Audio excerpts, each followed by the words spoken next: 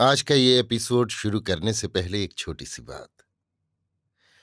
क्या आप भी अपना पॉडकास्ट बनाने की सोच रहे हैं? तो एंकर ट्राई कीजिए। ये पॉडकास्ट बनाने का सबसे आसान तरीका है। नंबर 1, ये फ्री है। नंबर 2, इसमें कई सारे ऐसे टूल्स हैं जो आपको अपने फोन और कंप्यूटर पर रिकॉर्ड और एडिट करने की फैसिलिटी देते हैं। नंबर 3, आप अपने पॉडकास्ट को डिस्ट्रीब्यूट भी कर सकते हैं, जिससे इसे स्पॉटिफाई और दूसरे प्लेटफॉर्म पर सुना जा सके। तो डाउनलोड कीजिए फ्री एंकर ऐप या विजिट कीजिए anchor.fm पर अपना पॉडकास्ट स्टार्ट करने के लिए। ये तो थी एक छोटी सी जानकारी, और अब शुरू करते हैं एपिसोड का सिलसिला। तो आज के एपिसोड में लीजिए सुनिए रविंद्रनाथ टैगोर के लिखे उपन्यास चोखेर बाली के हिंदी अनुवाद आंख की किरकिरी का भाग 11, मेरी यानी समीर गोस्वामी की आवाज में। आशा के लिए एक संगिनी की बड़ी जरूरत थी। प्रेम का उत्सव भी केवल 2 आदमियों से संपन्न नहीं होता। सुखालाप की मिठाई बांटने के लिए फालतू आदमी की भी जरूरत होती है।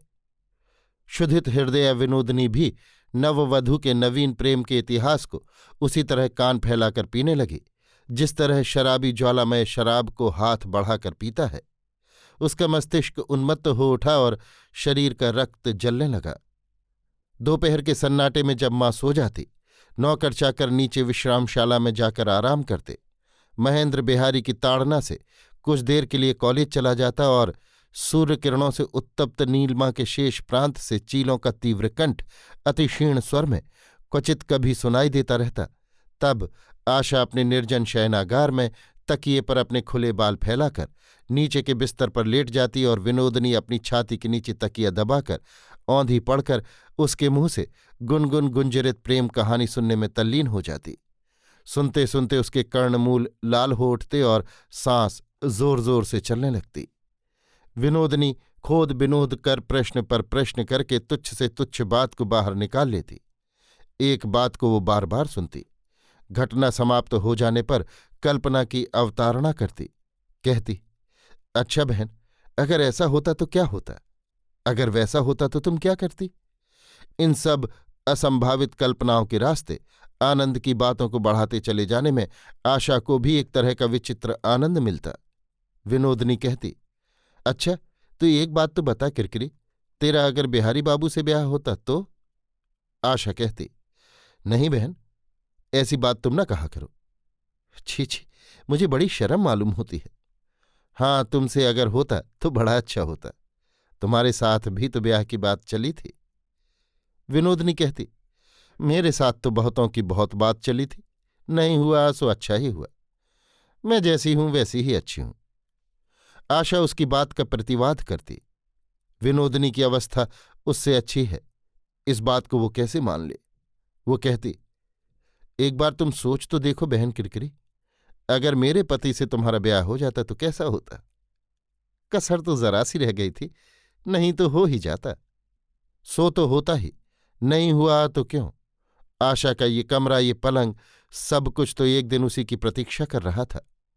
विनोदनी आशा के सुसज्जित शयनागार की तरफ देखती है तो उससे ये बात भूलते नहीं बनती। इस घर में आज वो एक अतिथि मात्र है। आज उसे जगह मिल गई तो रह रही है, कल नहीं मिली तो चली जाएगी। तीसरे पहर विनोदनी अपनी तरफ से चलाकर अपूर्व निपुणता के साथ आशा का जूड़ा बांध देती और संध्या होते ही उसे खूब सजाकर पति मिलन के लिए भेज देती। विनोदनी की कल्पना मानो अवगुंठिता होकर इस सुसज्जित वधू के पीछे पीछे मुग्ध युवक के अभिसार में निर्जन शयनागार में प्रवेश करती, और किसी किसी दिन तो आशा को वो जाने ही नहीं देती। कहती, उफ, जरा बैठो भी तो, तुम्हारे प्रियतम कहीं भागे थोड़े ही जाते हैं। वे तो जंगल के हिरन नहीं हैं, आंचल के पालतू हिरन हैं। इस तरह नाना छलों से वो आशा को रोक रखने की कोशिश करती। महेंद्र आशा से बहुत नाराज होकर कहता, तुम्हारी सहेली तो जाने का नाम ही नहीं लेती, बात क्या है? विदेश कब जाएंगी? आशा व्यग्र होकर कहती, तुम मेरी किरकिरी पर नाराज न हुआ करो। तुम नहीं जानते तुम्हारी बातें सुनने का उसे कितना चाव है। वो कितने जतन से मुझे सजाकर तुम्हारे पास भेजती है। राजलक्ष्मी आशा को काम नहीं करने देती थी। विनोदनी ने बहू का पक्ष लेकर उसे काम में लगाना शुरू कर दिया। विनोदनी को जरा भी आलस नहीं। वो दिन भर कुछ न कुछ करती ही रहती और आशा को भी छुट्टी नहीं देना चाहती। विनोदनी एक के बाद एक काम का ऐसा सिलसिला लगाए रखती कि उसमें से आशा का निकल भागना मुश्किल हो जाता। और फिर इस बात की कल्पना करके कि आशा के प्रीतम छत के कोने वाले सूने कमरे में अकेले बैठे मारे गुस्से के फड़फड़ा रहे होंगे, विनोदनी मन ही मन तीव्र कठोर हंसी हंसती रहती। आशा उद्विग्न होकर कहती, अब मैं जाऊं बहन किरकिरी, वे गुस्सा हो रहे होंगे। विनोदनी चट से कहती, जरा ठहरो, इसे खत्म कर जाओ, अब ज्यादा देर नहीं होगी। थोड़ी देर बाद आशा फिर फड़फड़ाने लगती। कहती, नहीं बहन, अब वे सचमुच ही गुस्सा हो जाएंगे, मुझे छोड़ दो, मैं जाऊं। विनोदनी कहती, होने दो ना गुस्सा, जरा नाराज हो जाएंगे तो क्या है। प्यार के साथ नाराजी बिना मिले तो प्यार का जायका ही नहीं मिलता। साग तरकारी में नमक मिर्च के बिना क्या मजा है। प्यार में चटपटे मसाले की जरूरत पड़ती है, समझी कुछ। किंतु नमक मिर्च का जायका क्या है सो तो विनोदनी ही समझ रही थी। सिर्फ साथ में उसकी तरकारी नहीं थी। उसकी नसों में मानो आग सी जल उठी। वो जिधर भी देखती है उसकी आंखों से मानो चिंगारियां सी बरसने लगती हैं। विनोदनी गहरी सांस ले लेकर सोचा करती, ऐसी सुख की घर गृहस्थी, ऐसे प्यार के पति, इस घर को तो मैं राजा का राज्य बना देती, ऐसे पति को तो मैं चरणों का दास बना रखती। मेरे रहते क्या इस घर की ये दशा होती, ऐसे आदमी का ऐसा हाल होने देती। मेरी जगह कहाँ तो एक दुधमुही बच्ची को खेल की गुड़िया मिली है। और इस भावावेग में सहसा वो आशा के गले से लगकर कहने लगती, बहन किरकिरी, बताओ ना बहन, कल तुमसे उनकी क्या क्या बातें हुई थी। मैंने जो तुम्हें सिखाया था वैसा किया था। सच कहती हूं किरकिरी, तुम दोनों की प्यार की बातें सुनती हूं तो मेरी भूख प्यास सब जाती रहती है। अभी आप सुन रहे थे रवीन्द्रनाथ टैगोर के लिखे उपन्यास चोखेर बाली के हिंदी अनुवाद आंख की किरकिरी का भाग 11, मेरी यानी समीर गोस्वामी की आवाज में।